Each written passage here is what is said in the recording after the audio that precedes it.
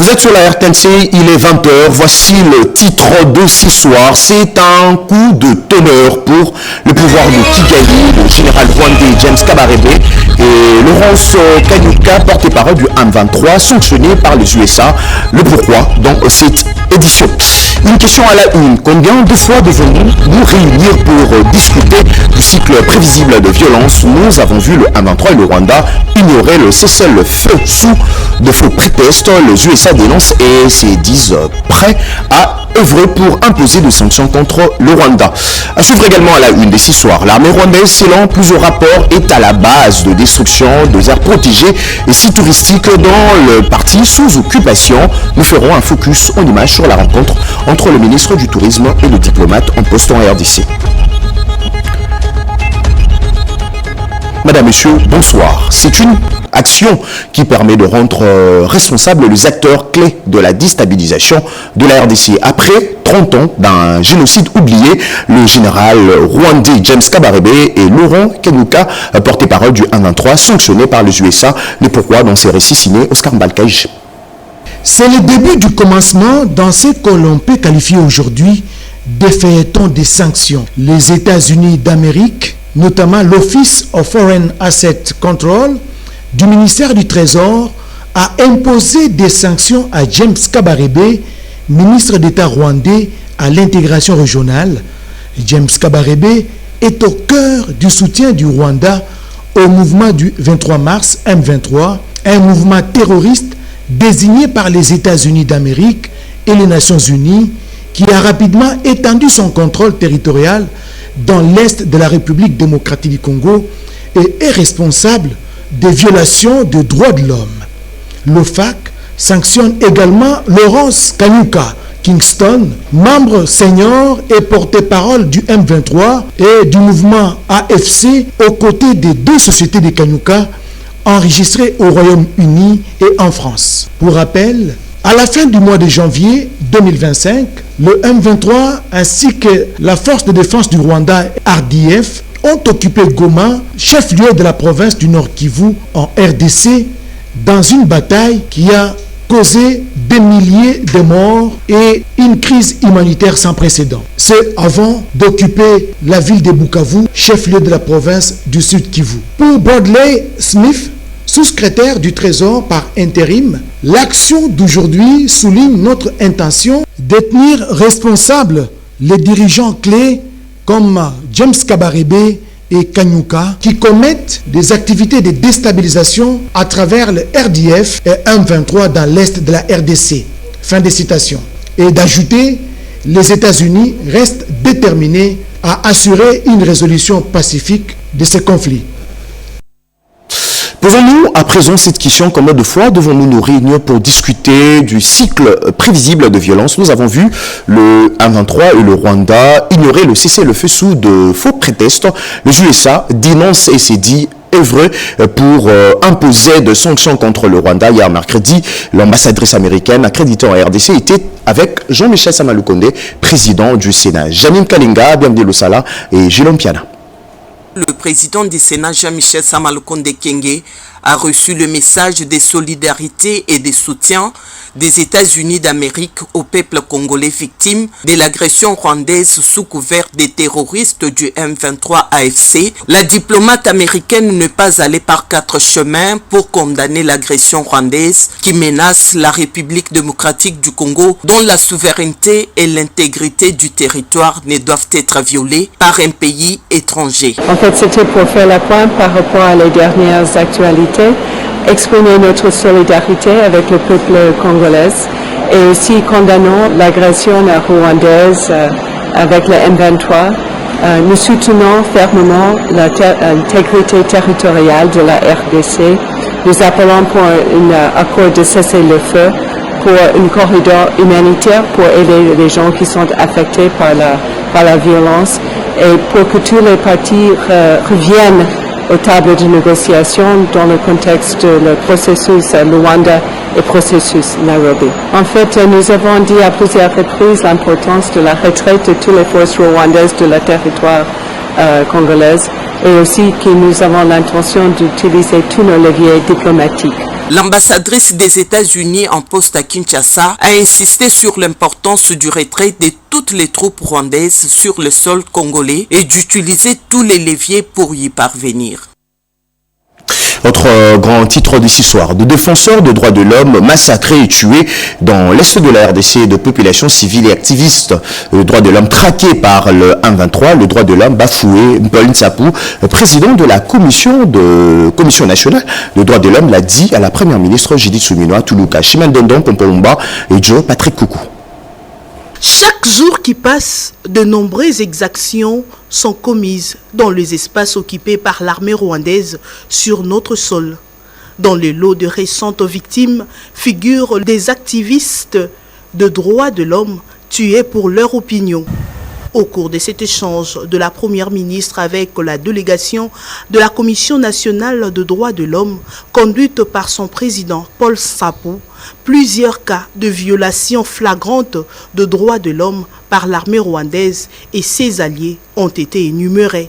La situation des droits de l'homme s'est détériorée dans le nord et sud Kivu, comme vous le savez, avec des massacres des populations civiles, avec des exécutions sommaires, avec, disons, privation de liberté. Et les populations civiles, les activistes des droits de l'homme sont traqués. C'est déplorable puisque nous déplorons les exécutions extrajudiciaires, surtout sommaires, au sein des défenseurs des droits de l'homme, au sein des membres de la société civile.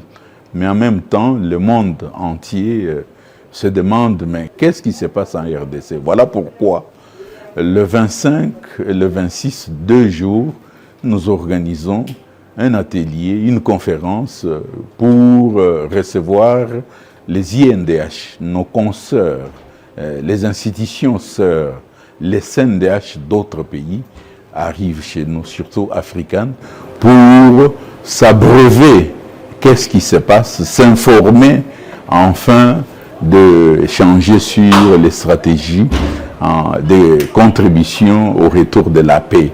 Et c'est un grand événement, puisque nous avons également associé les leaders de la société civile. Dans un élan de solidarité avec le peuple congolais et de lutter contre l'atteinte de l'intégrité territoriale de la RDC, le CNDH d'autres pays veulent aussi prêter leur voix au combat du Congo-Kinshasa en vue d'exposer le mensonge du régime de Paul Kagame dans l'occupation honteuse de Nord Kivu et Sud Kivu.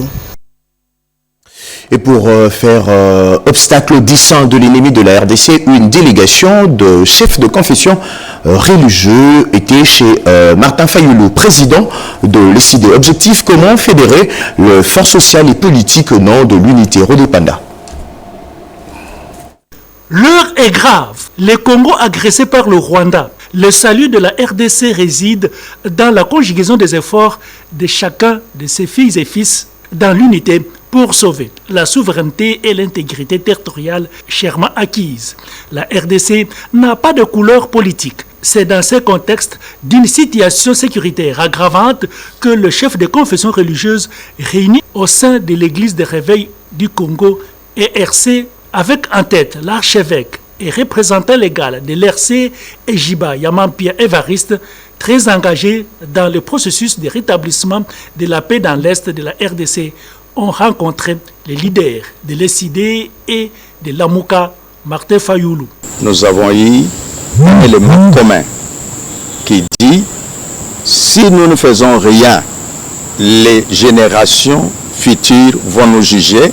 Les générations diront, ce Congo était uni. Mais comment aujourd'hui on se retrouve avec une partie et sous occupation? Voilà pourquoi nous avons parlé plus de chercher comment fédérer, avoir l'unité des Congolais pour parler d'une seule voix, parler Congo, réfléchir Congo et puis rêver un Congo uni et fort. Le souci du retour imminent de la paix sur toute l'étendue du pays, la priorité de tout le monde. Les idées de Martin Fayoulou, le gouvernement et les confessions religieuses ne comptent pas s'arrêter en si bon chemin. La patrie avant tout. Après Mbujimaï, le vice-premier ministre en charge de la défense nationale a mis le cap vers le Sankourou. Il a invité le jeune à s'enrôler massivement pour la défense de la mère patrie. On fait le point dans ces récits de Sandra Nyangui et je reste au Fungé. La jeunesse sankouroise s'est levée comme un seul homme pour répondre à l'invitation du vice-premier ministre, ministre de la Défense nationale et des anciens combattants. Accueilli par le gouverneur Victor Kitenge, le VPM de la Défense nationale a tenu un meeting au stade de Patrice Emery Lumumba, Noir de Monde. Déterminés, les jeunes du Sankourou ont affirmé leur volonté de défendre la patrie, comme l'a exprimé le président du comité provincial de la jeunesse. S'adressant à cette foule compacte, Maître Guy Kabombo Modianvita a rappelé que l'agresseur est bien identifié, les forces armées rwandaises sous couvert des M23 AFC. Il a exhorté les jeunes à rejoindre massivement les FARDC afin de bouter dehors ces terroristes sanguinaires et à assurer l'intégrité territoriale. Le vice-premier ministre, ministre de la Défense nationale, a insisté sur la nécessité d'une armée nationale forte, possédant une formation de qualité et une prise en charge exemplaire des recrues. L'unité du Congo, quand nous sommes unis comme un seul homme, personne ne peut nous vaincre.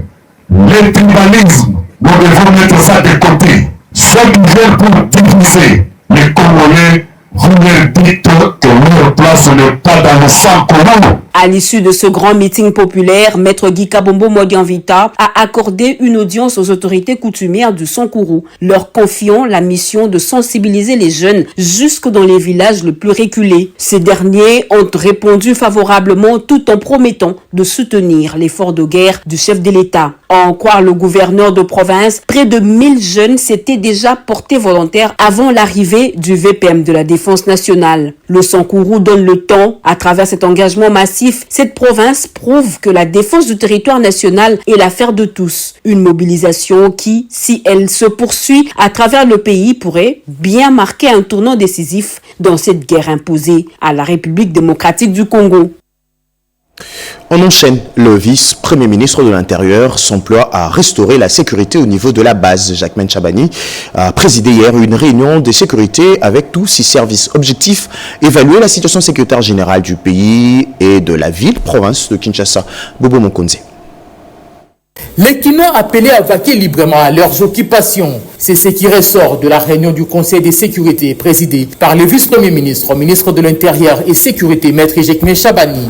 Réunion au cours de laquelle la situation sécuritaire de la République démocratique du Congo en général et de la ville de Kinshasa a été passée au plein fin après plusieurs spéculations visant à fragiliser la cohésion des Kinois en cette période où la partie orientale de la RDC est occupée par l'armée rwandaise. Le gouverneur de la ville de Kinshasa, Daniel Bumba, rassure la population quant aux mesures et dispositions sécuritaires urgentes prises pour offrir la quiétude et la sécurité à la population. La ville de Kinshasa est stable, nonobstant quelques faits bénins signalés, de braquage, et puis voilà, des infiltrations non autrement identifiées, mais les enquêtes se poursuivent pour que ces malfrats soient déférés devant les instances judiciaires. Concernant le présumé braqueur, appréhendé dernièrement, le patron de la ville de Kinshasa rapporte que les enquêtes se poursuivent pour mettre la main à ces différentes bandes qui perturbent la quiétude de la population kinoise. Il s'est propagé beaucoup de faux bruits, beaucoup des alertes fausses qui a essayé d'instaurer l'intoxication sur justement les orientations du vice-premier ministre, ministre de l'Intérieur, pour presser la population de ne pas céder à la stigmatisation, à la division de nos communautés. Les Kinois sont appelés à la vigilance et à faire attention à la désinformation, question d'éviter la propagation de la stigmatisation et division au sein de la population, a-t-il renchéri. Dans un registre similaire, après 3 mois de formation, 46 officiers judiciaires outillés et affectés au commissariat et sous-commissariat dans la commune de Kimmanseke, Bobette Yenga et Anastasie Dumbu.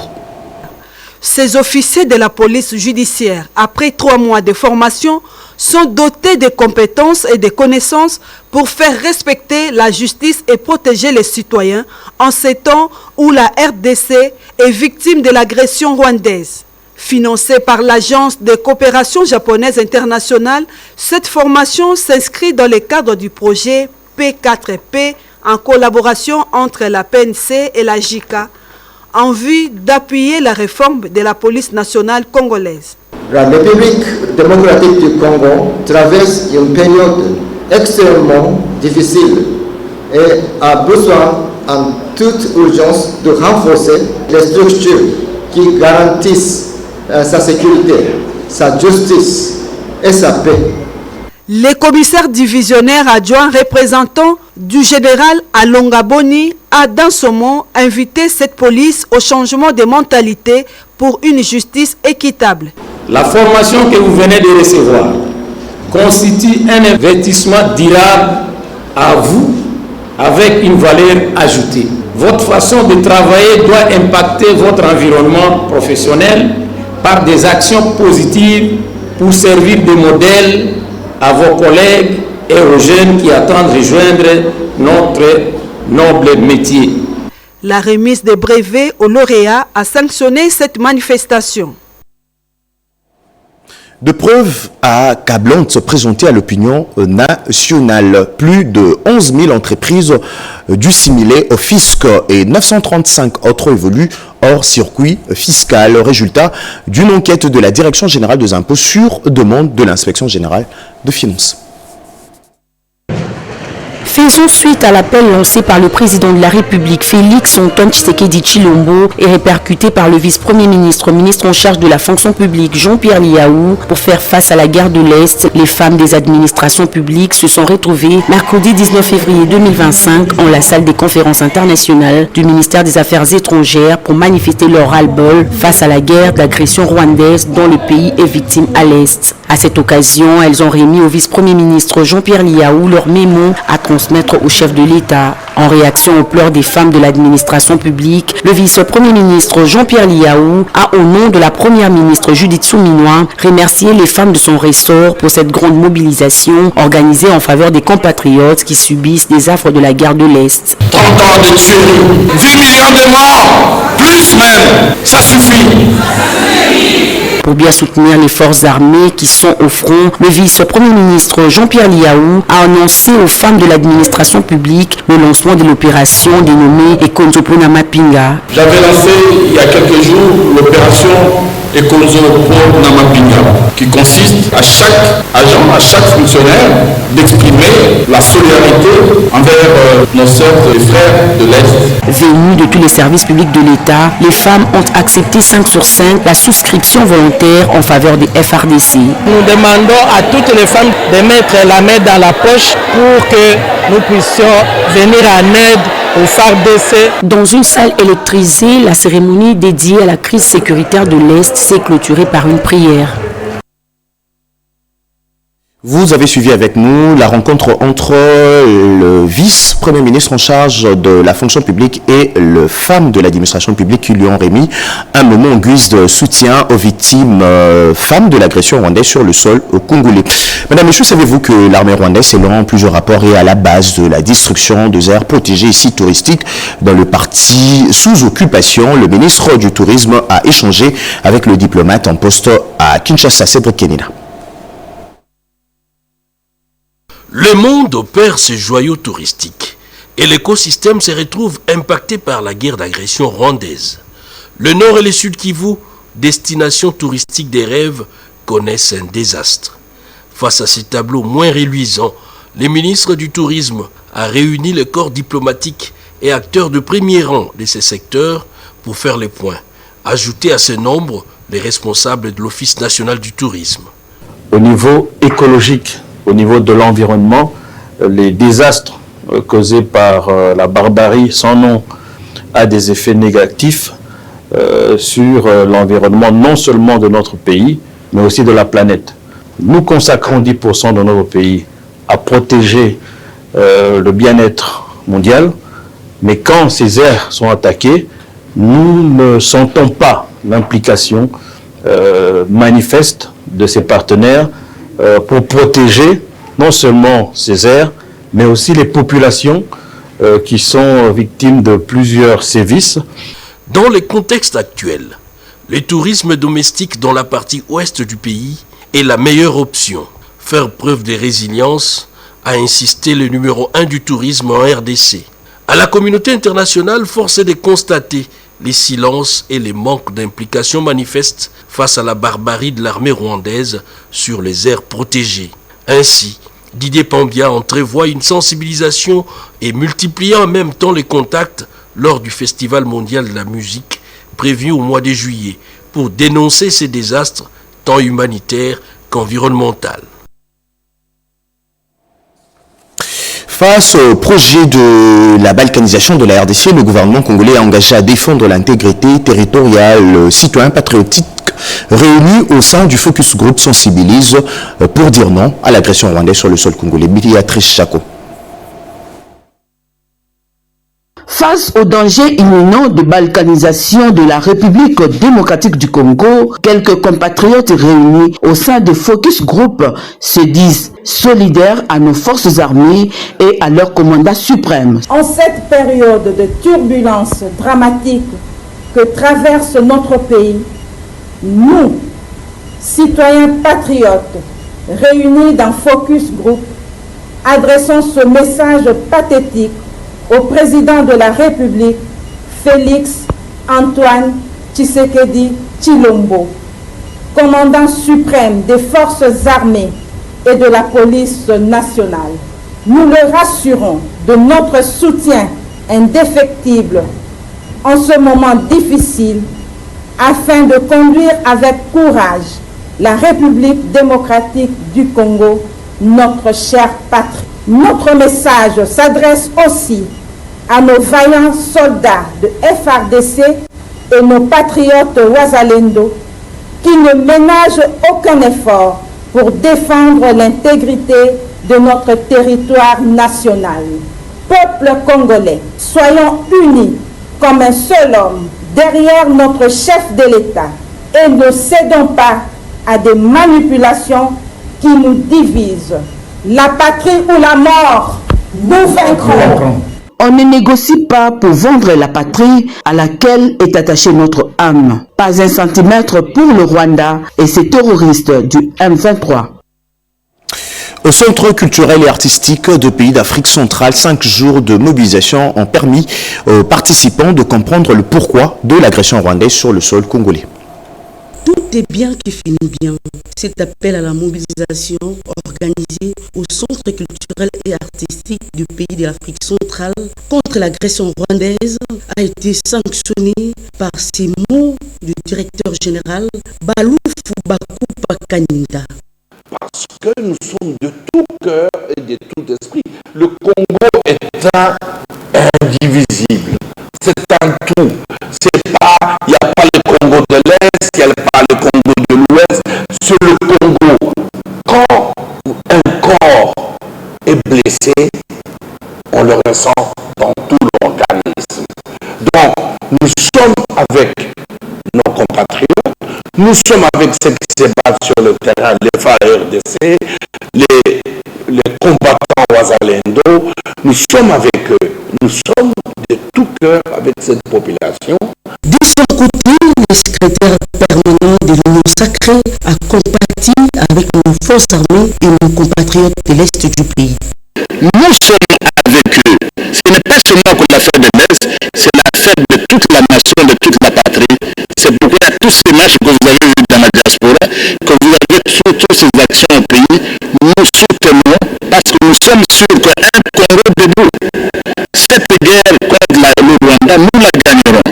Peu importe, quoi qu'il arrive.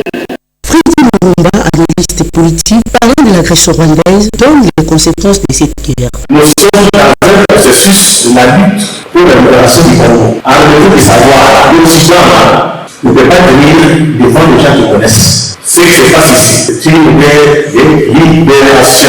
Pour paraphraser Aimé Césaire, parmi les pionniers du panafricanisme, la culture méridien comme valeur de responsabilité dans un pays.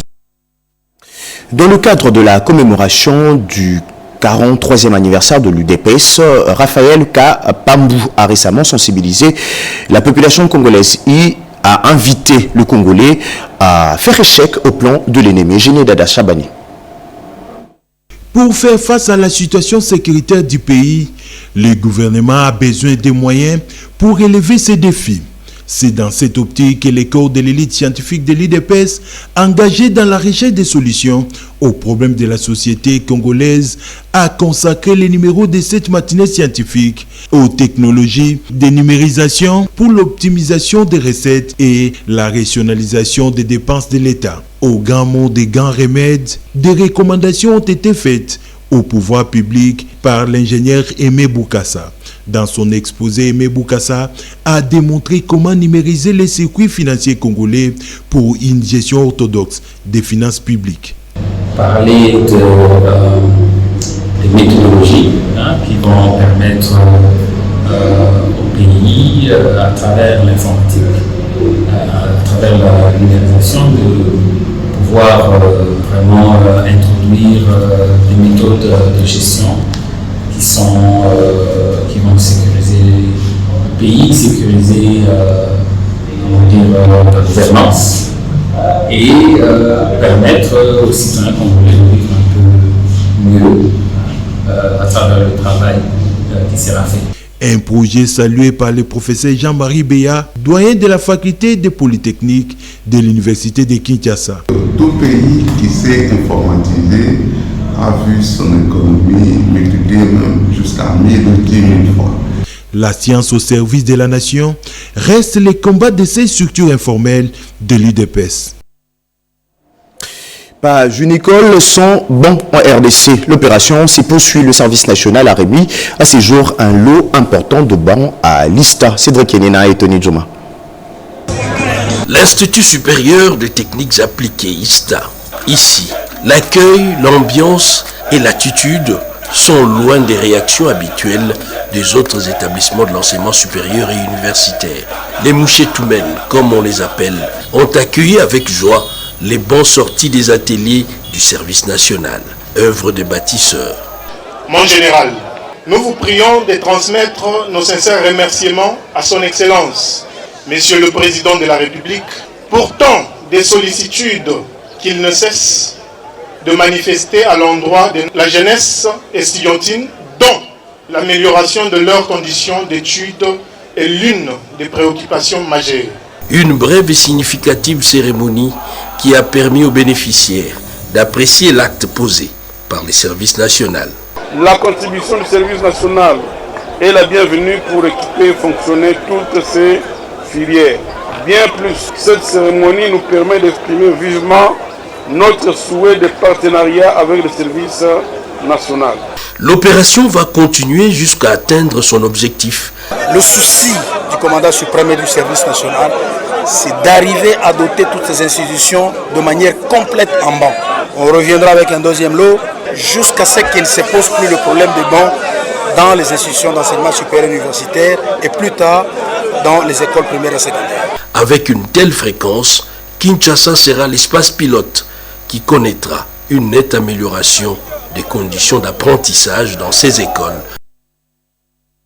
Tout à fait autre chose. À l'Institut national de statistique, une formation est organisée à l'intention de membres de la cellule de gestion de projets de marché public de l'INES par les experts formateurs de l'ARMP.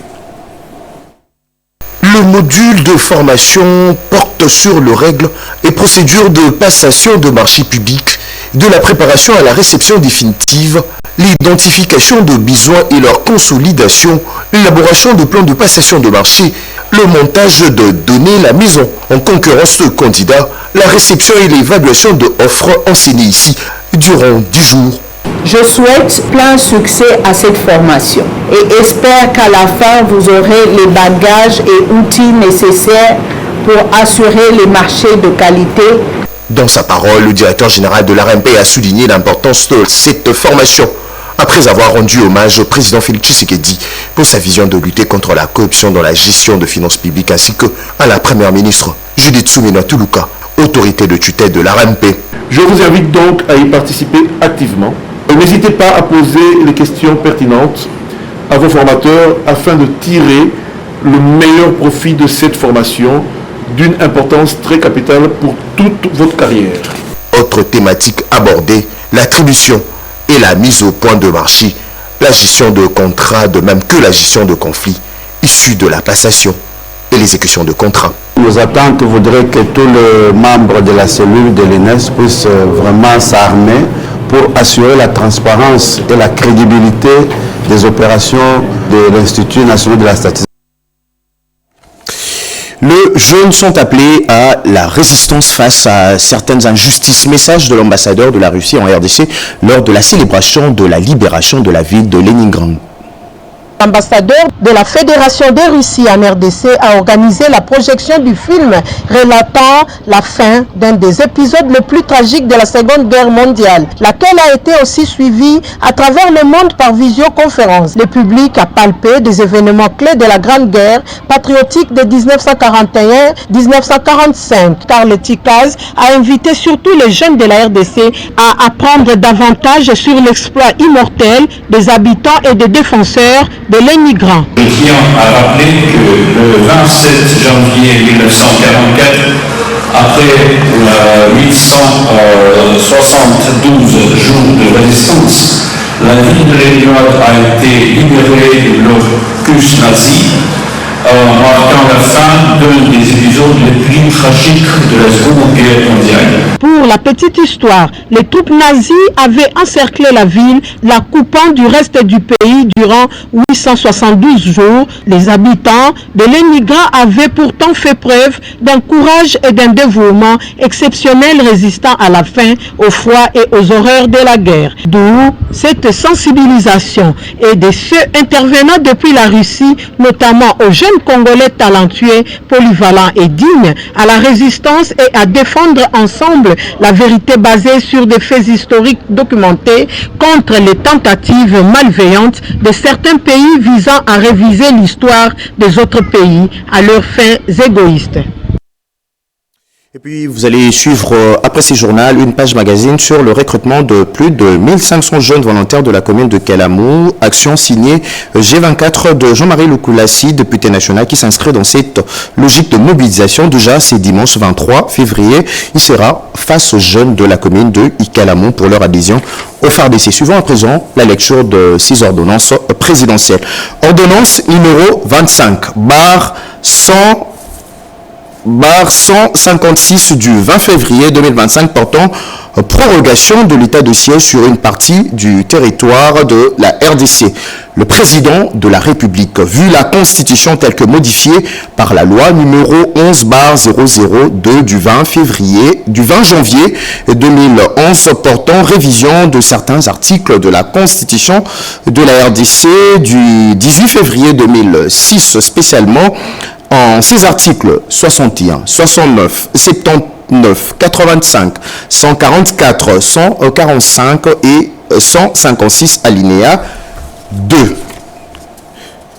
Vu l'ordonnance numéro 22/003 du 7 janvier 2022 fixant les attributions de ministères, vu l'ordonnance 24/0022 du 1er avril 2024 portant nomination d'un premier ministre, vu l'ordonnance numéro 24/039 du 28 mai 2024 portant nomination de vice-premier ministre, de ministre d'État, de ministre délégué, de vice-ministre, vu l'arrêt numéro R Constitution 1550 du 6 mai 2021 de la Cour constitutionnelle siégeant en appréciation de la constitutionnalité de l'ordonnance numéro 21/016 du 3 mai 2021 portant mesure d'application de l'état de siège sur une partie du territoire de la RDC, vu la nécessité et l'urgence. Le Conseil de ministres entendu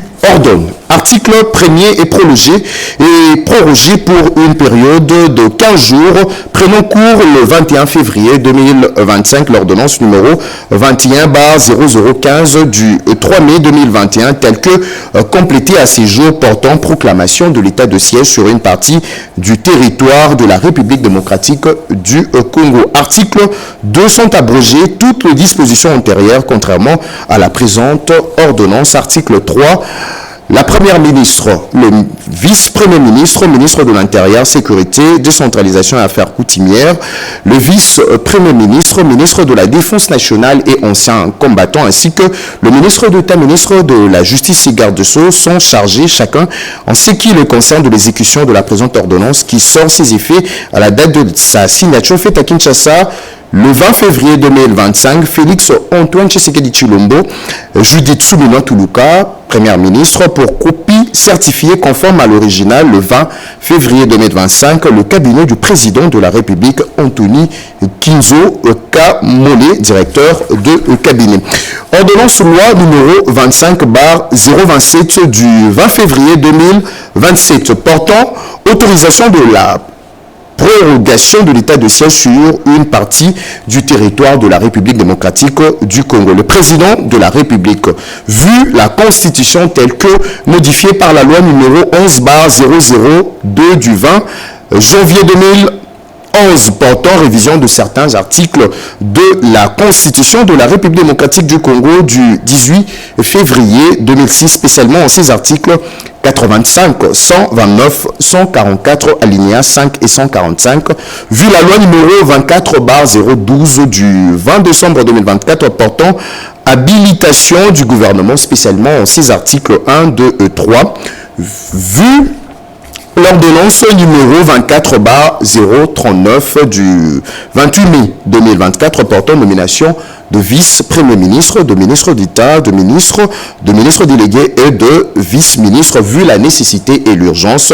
sur proposition du gouvernement délibéré en conseil de ministres, ordonne. Article 1er est autorisé conformément à l'article 144 alinéa 5 de la Constitution pour une période de 15 jours prenant cours le 21 février 2025 la prorogation de l'état de siège proclamé par l'ordonnance numéro 21/015 du 3 mai 2021. Article 2 sont abrogées toutes les dispositions antérieures contre à la présente ordonnance loi. Article 3, la présente ordonnance loi entre en vigueur à la date de sa promulgation faite à Kinshasa le 20 février 2025. Félix Antoine Tshisekedi Tshilombo, Judith Suminwa Tuluka, première ministre, pour copie certifiée conforme à l'original le 20 février 2025, le cabinet du président de la République, Anthony Kinzo Kamole, directeur de cabinet. C'était un journal de la rédaction supervisé par Oscar Mbalkaïj, coordonné par Guy Matundu, réalisé par Simon Kankolongo et Jonathan Mbalama, assisté de Nana Mozazebo et Keren Kakolongo. Je vous retrouve demain à 23h pour de nouveaux titres d'actualité. À toutes et à tous, bonsoir chez vous.